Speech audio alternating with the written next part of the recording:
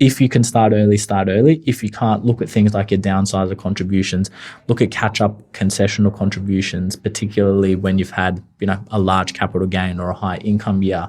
Look at your after-tax or non-concessional contributions to be able to put in larger lump sums. Look at things like your bring forward rules to be able to, bring forward money in after-tax contributions. So there's...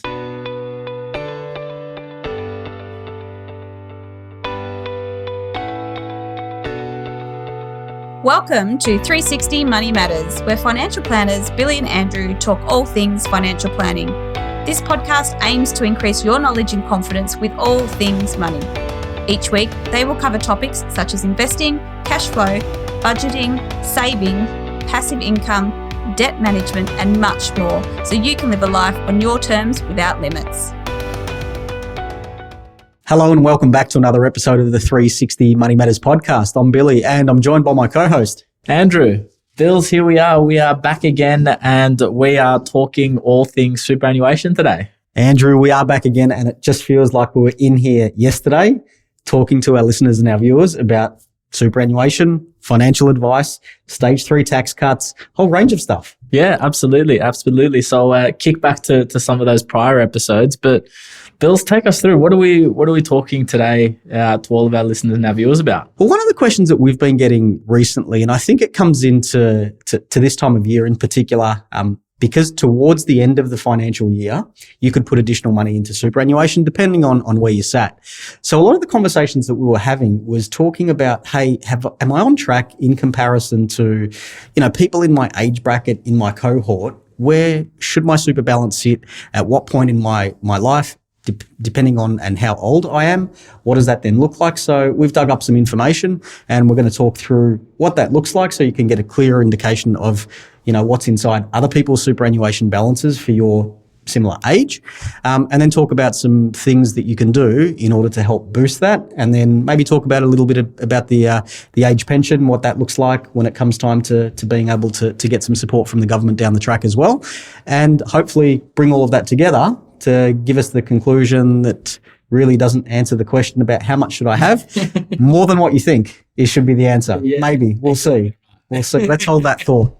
Andrew, lead us in. Look, leading it in, really, and apologies for everyone because it may take some time to get to your age bracket depending on your age demographic. So we're going to go through it sort of in youngest demographic and then go upwards from there. Andrew, I shaved my beard. I've taken at least 10 years off. Exactly right. So Billy's in this bracket, 25 to 29. Nice. Not how much superannuation should you have, but what we're talking about here is average superannuation balances for people in that age bracket.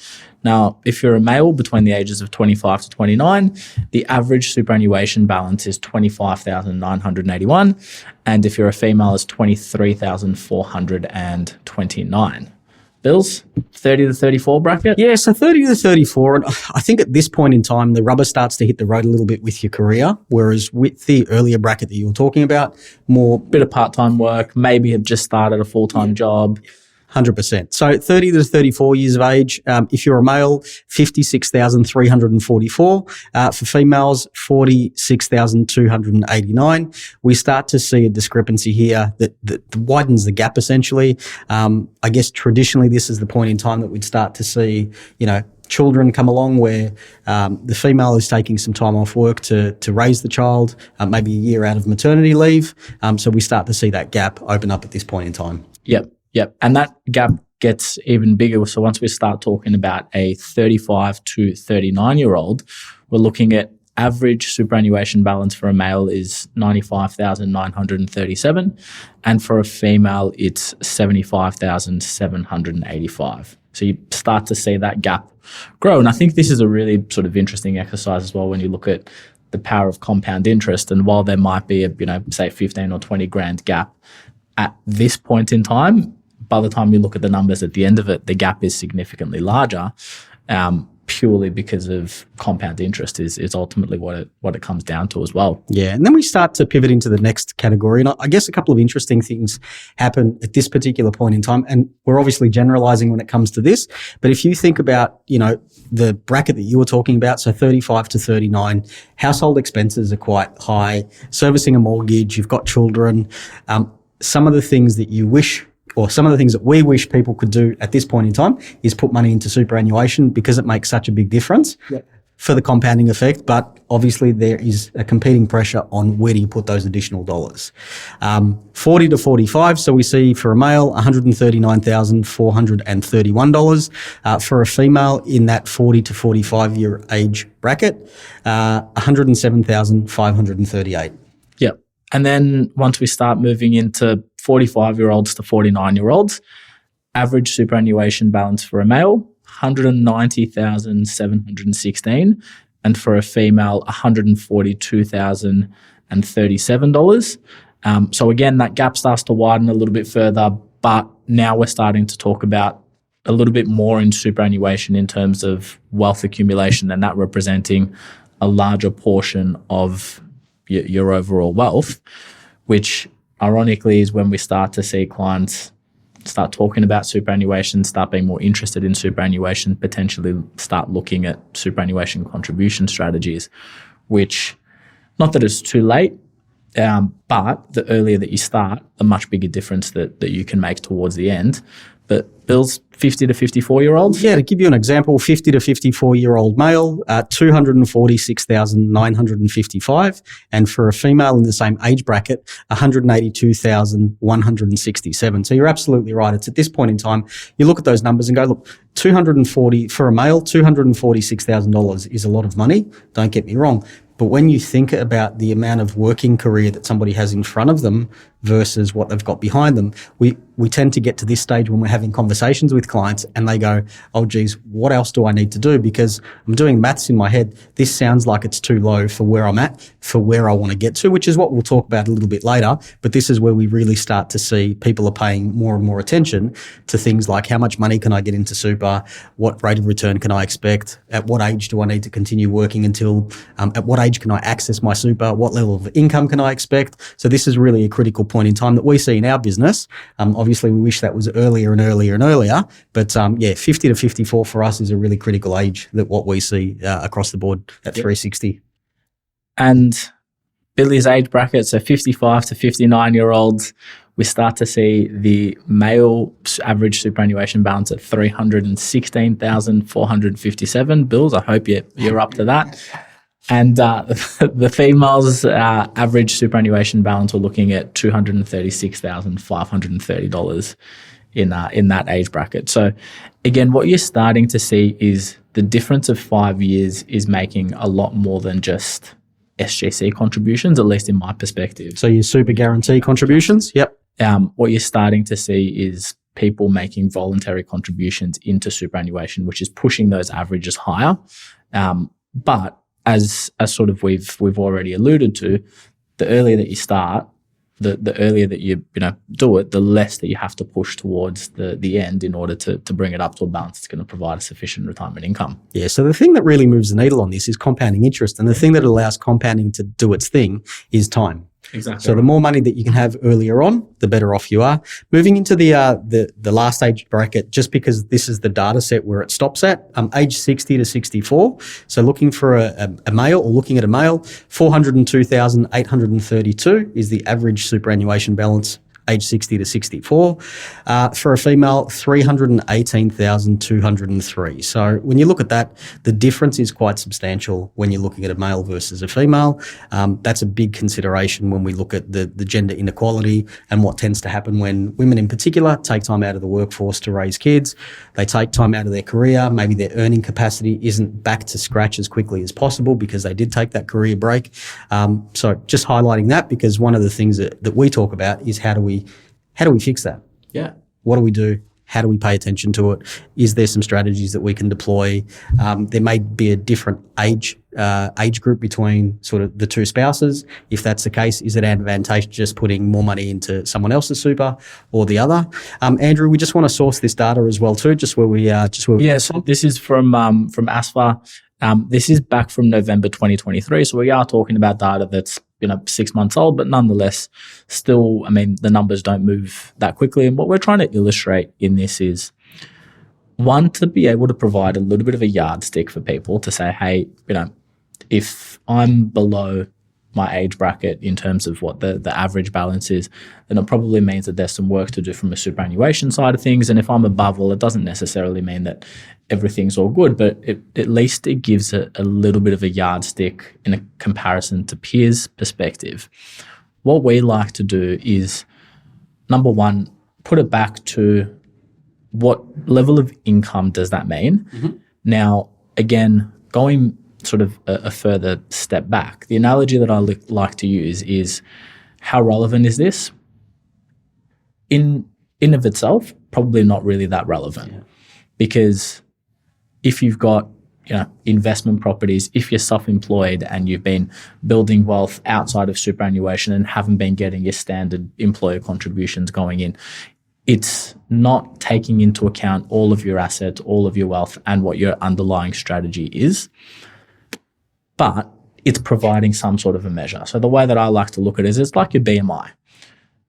You measure your BMI and it's, potentially providing a yardstick of, okay, maybe I'm a little bit over, maybe I'm a little bit under. This might need a little bit of attention when you're looking at it with all of the other factors.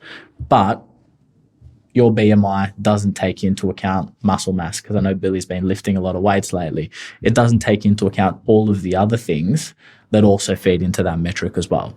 So the caution that I throw in all of this is, make sure that you're considering all of your assets and make sure that you're considering your broader picture. But if you are a little bit over, if you are a little bit under, at least it provides a potential red flag of, hey, this is something that I might need to address. But Bill's, let's say you've got that balance at the age of 65.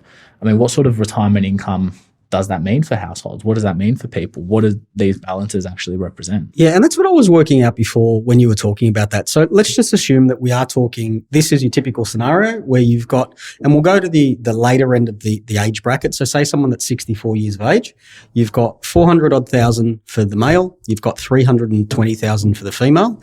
So all up, we're talking, what have we got there? 720,000 for a household that is 64 years of age. Let's just assume that they're retired.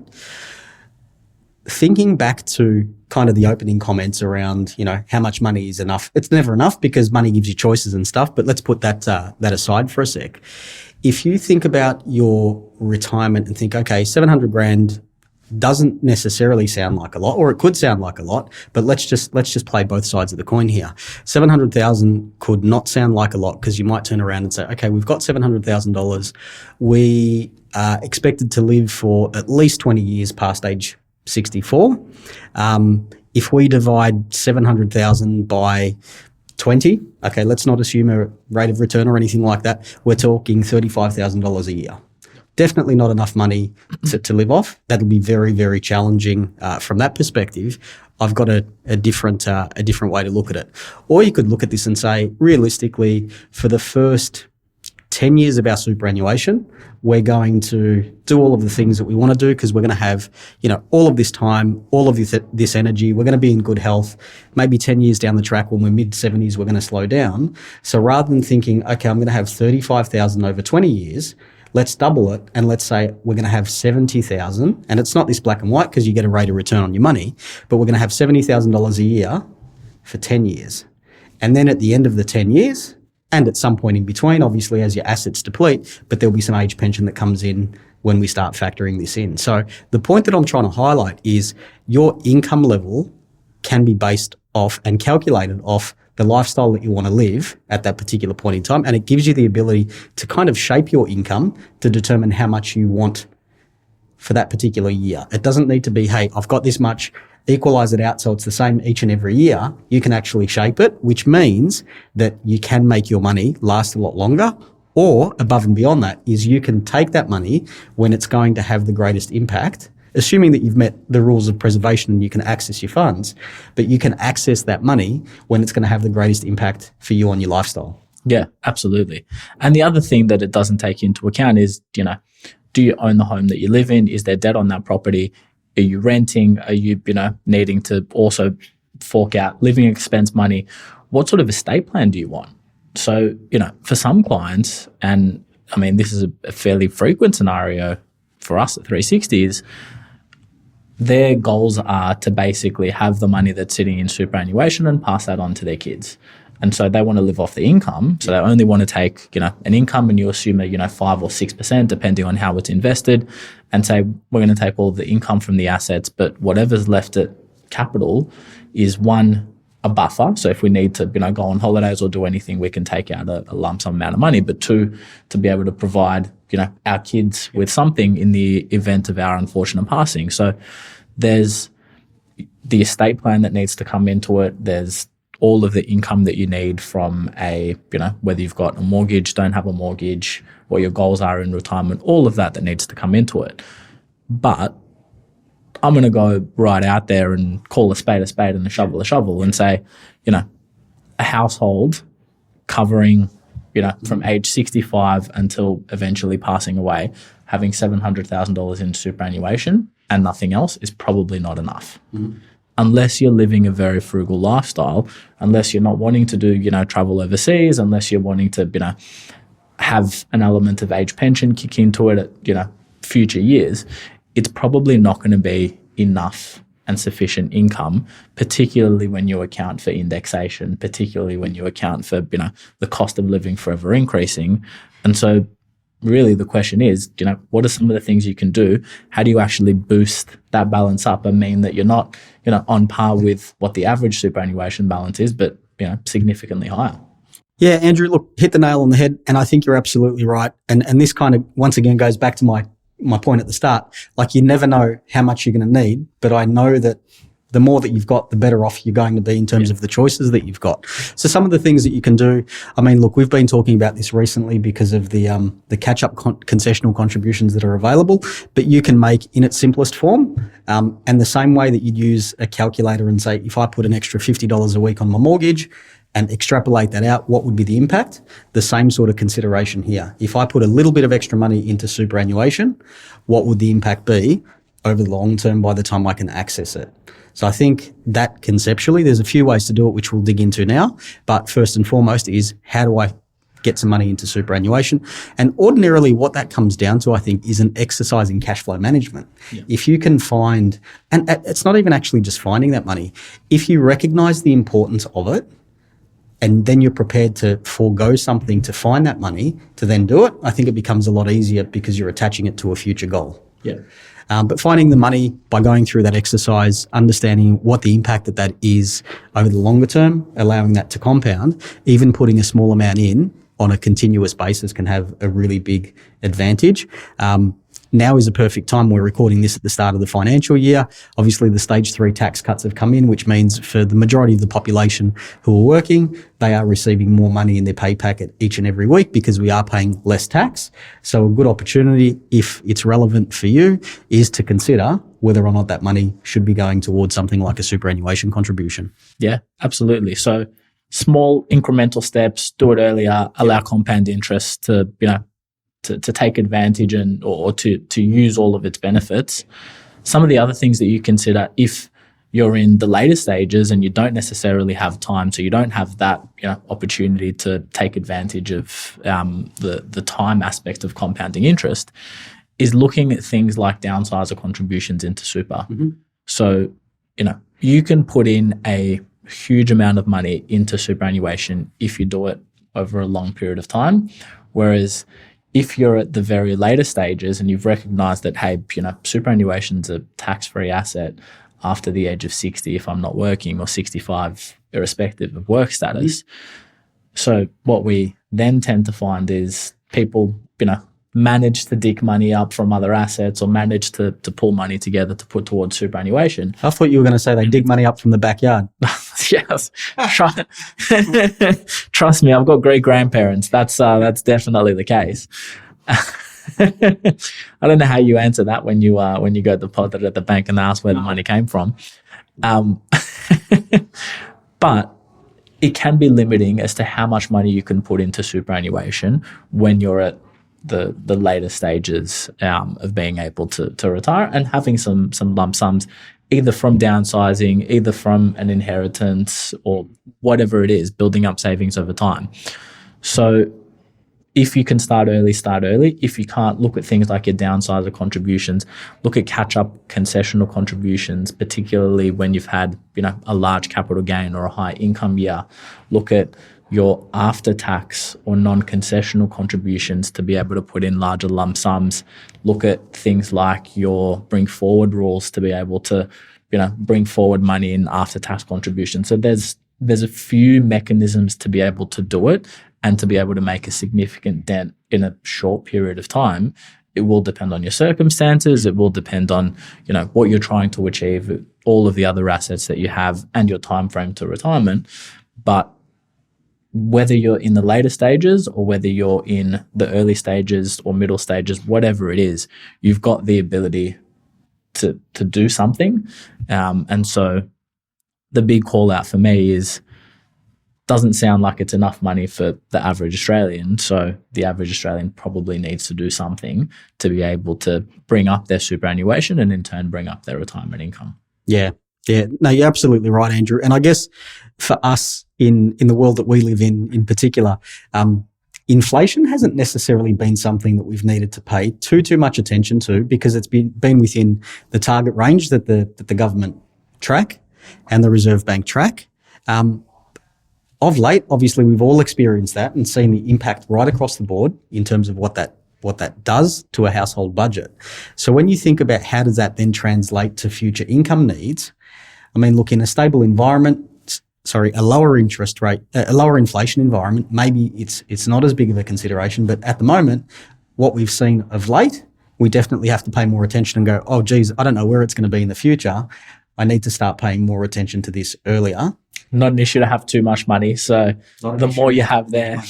Absolutely. And one of the things that we tend to find is that as you get older, because your capacity increases, but not only just because your capacity increases, but you realise the power of superannuation in a tax-free state down the track, people are coming to a position where they want to put more money into super, but you run into trouble with the contribution caps because you can't get more in than you want to. And that's in some circumstances where you might have, a downsizer contribution where you sell a family home and you're releasing, I don't know, $1 million worth of equity, or it could be that you get a windfall or an inheritance or something like that. Quite often than not, we're seeing that people are trying to put more money into super at a later stage in life, but we tend to hit those roadblocks. Yeah, exactly. So plan early, understand your circumstances, and you'll be able to, figure out a strategy to have a sufficient level of retirement income, but you really need to have a plan in place is really the key takeaway. Yeah, and just project forward. So if you take your position now and maintain what it is that you're doing, what level of income or what's the level of capital that you can expect at that future point in time, and then convert that back to an income. And then you'll go, okay, am I roughly on track? Yes, that sounds about right. If I'm not, at least you've got time to do something about it. But ultimately, I think, like we talk about each and every week, I think it's a really good opportunity to get some advice, because assuming that you've got some time in front of you, you've got some time to be able to do something about it, as opposed to, reaching the later part of your working career and then going, oh, geez, I probably should talk to someone, and then not knowing if you've got enough time to be able to make a difference to what this looks like. Absolutely. Bills, I think that covers it off pretty nicely in terms of, some of the metrics for people to be able to assess their superannuation balance, and really some of the key takeaways that people can take to, improve their own situation. So thanks again for another podcast. Mm-hmm. Hopefully everyone got some value and a bit of information out of that one. Yep. And to our listeners and our viewers, if there was anything on there that you wanted to have a chat about your own circumstances, feel free to reach out, contact Andrew and myself. Like and subscribe if you haven't already, and we look forward to catching you on the next one. Thank you. Thanks for listening today. If you have any questions on what we talked about or would like to have a chat about your money journey, visit us at 360fs.com.au. Just a reminder to our listeners that the information contained in this podcast is general in nature and is not intended as personal recommendations for the audience. Please consider whether the information suits your circumstances before acting on it. This information is provided by Billy Amaritis and Andrew Nicolou of 360 Financial Strategists Proprietary Limited, authorised representatives and credit representatives of AMP Financial Planning.